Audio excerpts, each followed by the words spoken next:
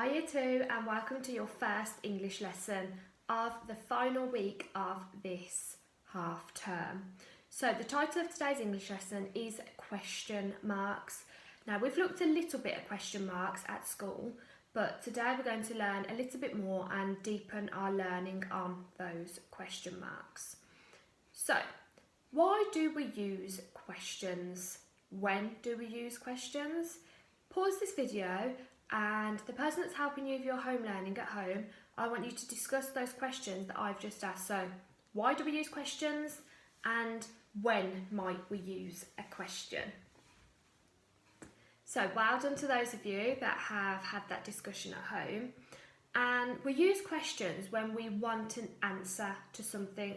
So in the classroom, I ask lots of questions because I want to test your knowledge on what we're doing. So I might say, do you know what a quarter of 20 is? I'm asking a question because I want you to give me the answer. I want to know whether you understand what I'm asking. You might also say, what day is it today? You've forgotten what day of the week it is. You want an answer. You might say, can I go into the reading area? I would reply with, yes, of course you can. You're asking a question that requires an answer. So when might we ask questions? We ask questions all of the time. You might ask questions at school. You might ask your adults questions. You might ask your dentist questions, your doctor questions. You might ask your postman questions. Anybody. You could ask anybody questions that you require an answer to. It gives you a lot more information. We also use questions when we're reading, when we're answering who, what, when, where, why questions. So when we're creating a gist list, we're asking questions because we want an answer. Now, questions always end in a question mark. It's a really important piece of punctuation. So a question mark looks like this. Those of you that can see, hopefully it's on the screen. The question mark looks like this and it goes at the end of your question.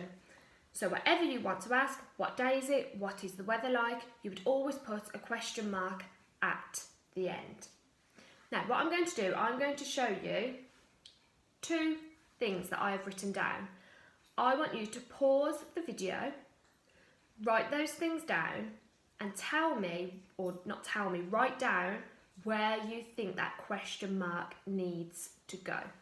So, the first one says, how many colours are there in a rainbow? I want you to pause this video, write that question down, and fill in where the question mark needs to go. When you've done that one, I want you to write the next one down. Do you know what 2 times 5 equals? Yes, it is 10.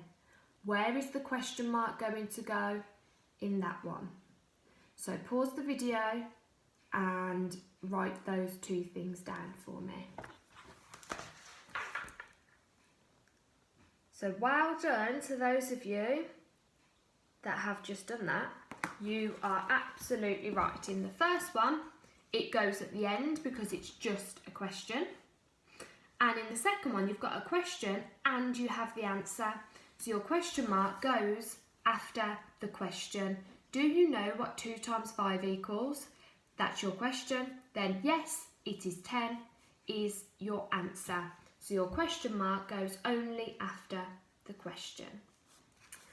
Right, we also use questions when, like I said earlier, when we are writing our gist lists in reading to get to know the text a little bit more. You might ask questions to your friend that they have got to answer. So what I've done for you today is I have found my favourite book from when I was your age. And my favourite book was 101 Dalmatians. This is my absolute favourite Disney film. So I thought it was only right for me today to read a page from my favourite book.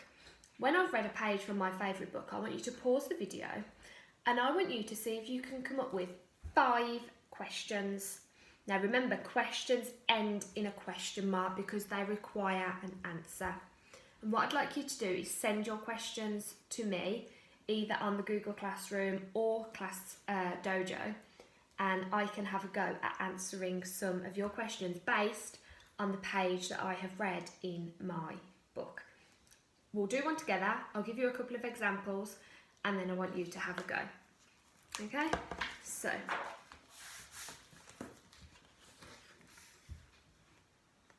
hello, my name is Pongo. I'm the handsome Dalmatian in the picture.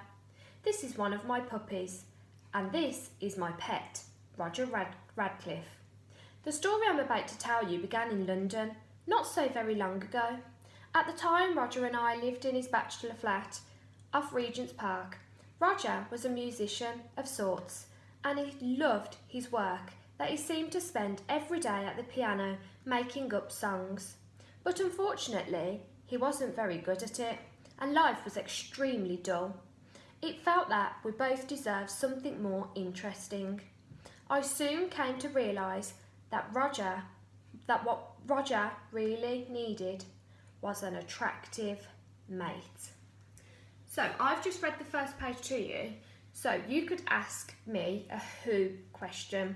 So the who question could be, who was Pongo?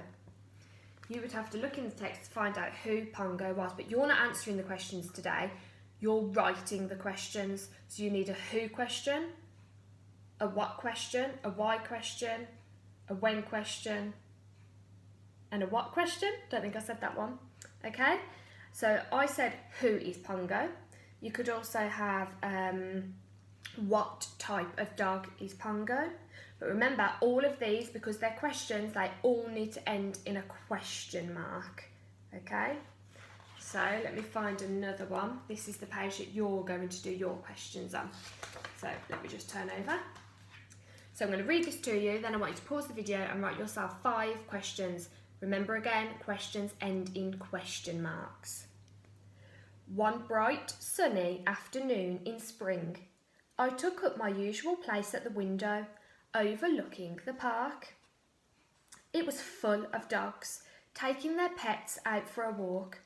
I was bored and wanted to join them, but I knew Roger would never stop writing those awful songs until after 5 o'clock. I decided to use the time to look for a suitable companion for us. There were several candidates to choose from. Miss Poodle, too snooty, and I was sure Roger wouldn't like her mistress. Right, so what I would like you to do is come up with 5 questions that you would like me to answer based on what I have just read.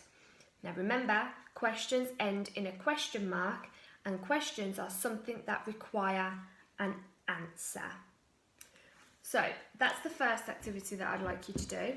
The second activity I'd like you to do, you need to log into your Doodle account, and I have assigned you all a piece of work today on question marks. So click on the extras tab at the top and earn as many stars as you can for 2SJ. I am looking at who's using Doodle, and it would be lovely to see more children in year 2 using Doodle this week and trying to get to the top of the leaderboard. Let's try and beat year 5 this week and take them off the top spot. Hopefully we'll be able to take over. Okay, so have fun with that.